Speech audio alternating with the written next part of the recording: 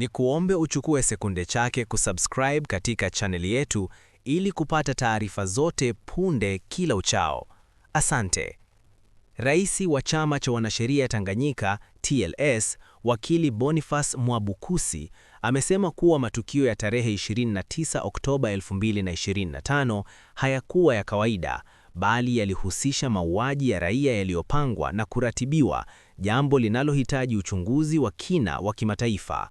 Kupitia taarifa yake kwa umma, Mwabukusi ameeleza kuwa kwa mujibu wa sheria za ndani ya nchi na mikataba ya kimataifa, hakuna hali yoyote inayoruhusu matumizi ya nguvu kupita kiasi dhidi ya raia au watuhumiwa. Amebainisha kuwa hata pale ambapo mamlaka zinadai kutumia nguvu halali, bado kuna maswali mazito ya kisheria na kiutu yanayopaswa kujibiwa na vyombo vinavyohusika.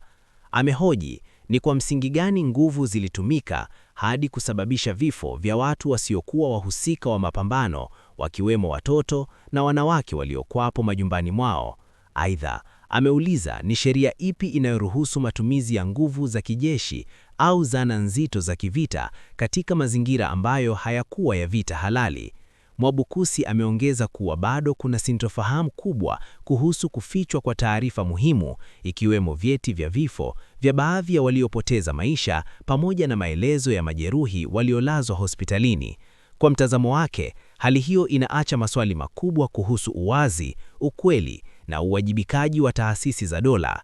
Katika hatua nyingine, amegusia pia matukio ya watu kutekwa au kupotea katika mazingira yasiyoeleweka, akiwataja Mdude Nyagali na Ben Saanane kama mifano ya masuala yanayohitaji ufafanuzi wa kisheria.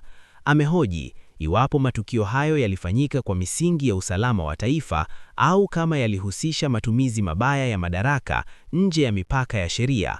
Mwabukusi amesisitiza kuwa hata nyamaza hadi haki itendeke, akieleza kuwa mapambano ya kutafuta ukweli, haki na uwajibikaji ni wajibu wa kila mwananchi mwenye mapenzi ya dhati kwa taifa. Amehitimisha kwa kusisitiza kuwa ukweli, haki na uwajibikaji ndizo nguzo kuu za kulinda na kuimarisha mustakabali wa nchi.